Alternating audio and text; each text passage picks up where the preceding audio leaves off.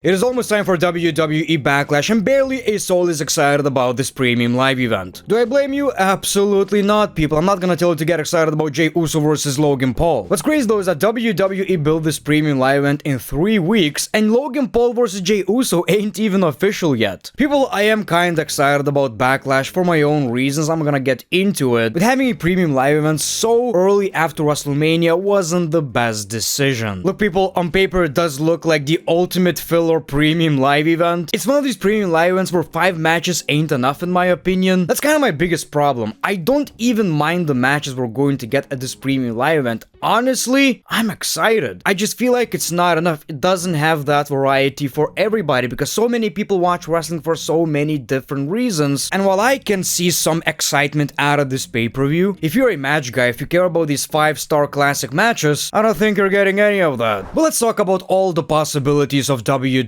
Backlash. Obviously, people, make sure to like, subscribe if you already didn't. You guys don't even realize how much I appreciate you watching this video right now. I'm a married man with children. I would kiss you right now if you were there. I would sit you on my lap and tell you, baby, it's okay. Gunther versus Pat McAfee is not the end of the world. Bae, we're gonna be fine. So why don't we just start with Pat McAfee versus Gunther? A lot of people have a problem with this match. I really found the whole storyline really exciting. Michael Cole being an absolute badass, Gunther after taking a loss being an absolute menace, just beating the living shite out of the commentary. Here's the thing though, it all depends on the match itself. I'm seeing a lot of disagreement. Some people are excited, some people hate the idea, some people are saying Gunther is washed, he's buried. It all depends on the match itself. If Gunther loses this match, which is obviously not gonna happen, I'll eat my words, I'll apologize. But it's obviously not gonna happen. Here's the best case scenario and the only way everybody's going to be happy with this match. Gunther beats the living crap out of Pat McAfee with no remorse. Maybe even a match stoppage. I'm not saying Pat McAfee can't do any offense, but for the most part, Gunther needs to eat Pat McAfee for breakfast. If that happens, I don't see any negatives. Gunther came back, he's suspended, the beast is unleashed on Backlash, beats the crap out of Pat McAfee, perhaps even blood. I guess that's the reason why I'm so open with this premium live event. It all depends on what happens at the premium live event. The build sucked. We barely got anything exciting, but looking at the best case scenarios, it could go hard. That's my take on it. Now, obviously, my prediction is going to be Gunther. I don't see a world where WWE believes, yeah, Pat McAfee beating Gunther, that is a wonderful decision. But then again, you know, WWE are on a pretty weird track record lately. It's hard to support them. I guess one match everybody's excited about and know it's going to be a great match is the Fatal 4-Way United States Championship match. I guess this is the match for everybody, right? I'm so impressed by WWE's mid-card right now. Like, the United States Championship title picture is absolutely unbelievable. I keep telling you, if you have main event talent fighting for the mid-card championships, it works. It makes these championships look prestigious. It makes it look like it's a prize worth fighting for people. Look, I've been watching WWE for 22 years right now, so that's why it's so impressive to me, because I remember back in the day we used to get CM Punk versus, I believe it was Curtis Axel. He was the Intercontinental Champion. They would never put that championship on the line because the championship was beneath CM Punk, the main eventer. I always hated that. You have Drew McIntyre, an absolute main eventer. You have a former world champion like Damian Priest. You have LA Knight, you know, who's one of the biggest stars in the WWE, and Jacob Fatu, the biggest rising star in the WWE. Y'all know, I love triple threat matches, I love fatal 4-way matches, so I'm very excited about this match. So this is one of these matches that I believe nobody really has a problem with. The build was alright, I just simply appreciate the talent involved. My prediction is going to be Jacob Fatu. I think this match is pretty obvious, but I can already picture in my head how great the match is going to be itself. The only way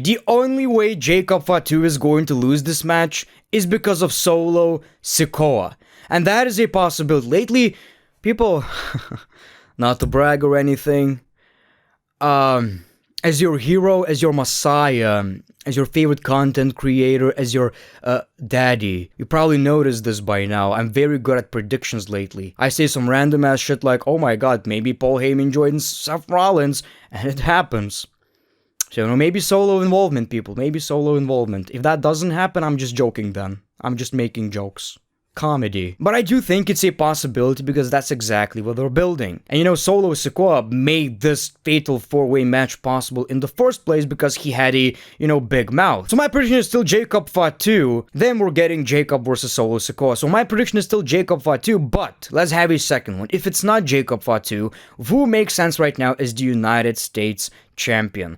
I think the most obvious scenario is LA Knight, but what about Drew McIntyre? One of the top stars in the WWE. If somebody's taking that championship, maybe it should be Drew McIntyre. We are possibly getting the World Championship match, Jey Uso versus the Maverick Logan Paul. Dab.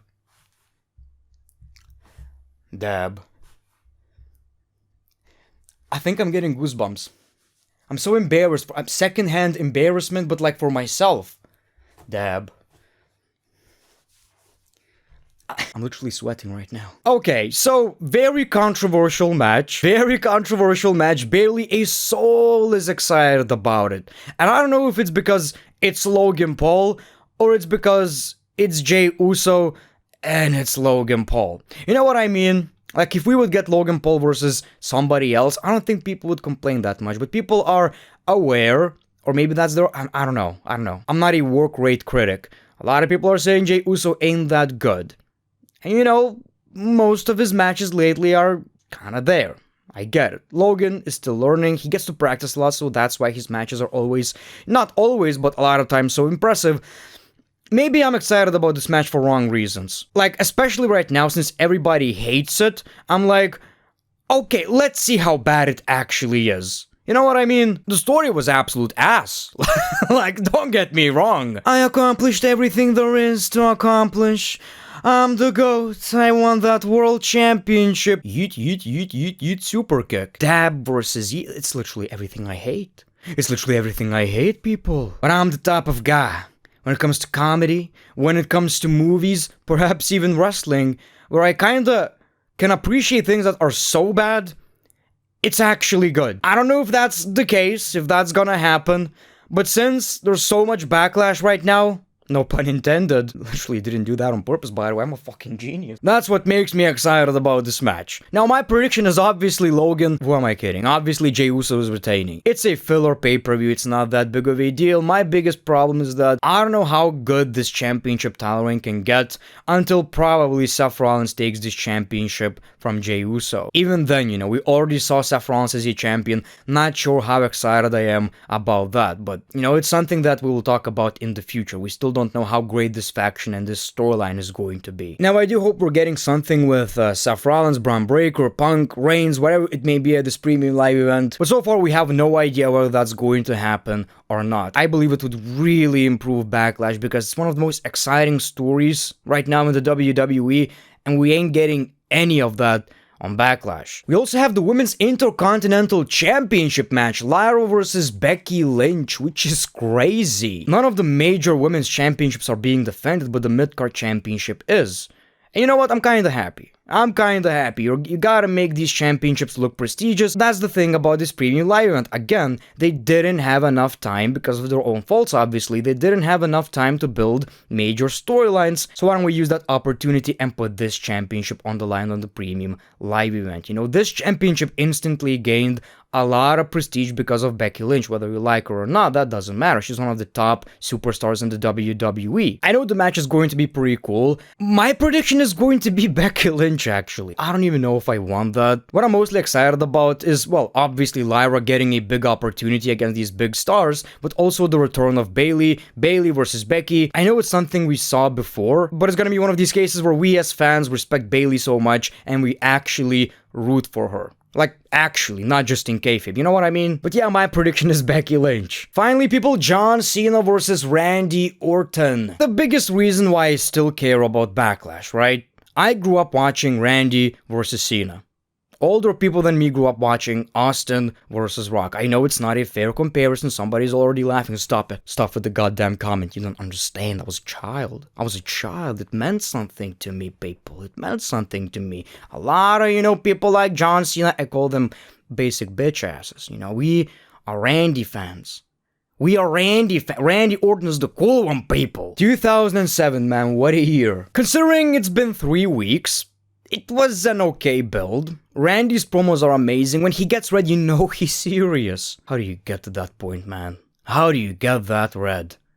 I can only imagine myself in that situation. Like, violent diarrhea happened actually pretty recently. Nah, man, I was so sick recently I thought I'm gonna shit out my heart. Back to the match, people. I enjoyed the build for what it was. It's also really fascinating watching John Cena as a bad guy and Randy Orton as a good guy with morals, values, children. In what world are we living? I thought in 2025, in kayfabe obviously, John Cena is going to be the guy with kids, wife, familia values, everybody.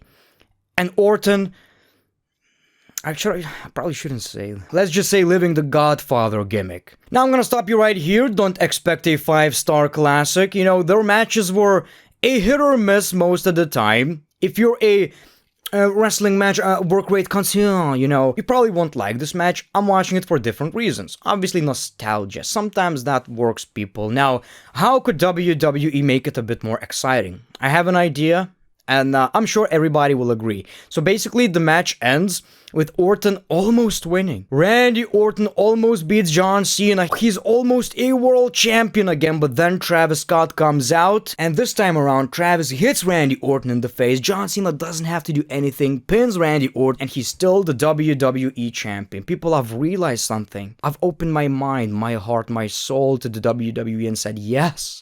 Yes, Rocky. Feed me more Travis Scott. Feed me more Travis Scott in my veins, boy. Now, seriously, I'd consider ending it all at that point, but I think we don't need an interference. Unless it's The Rock, okay. At this point, I'm not even sure if I'm excited about The Rock in the WWE, but I don't need Travis Scott. Anything but Travis. Anything but Travis, people. If one of my childhood matches memories is going to be ruined, tainted by the interference of Travis Scott, well then I'm gonna complain on the internet.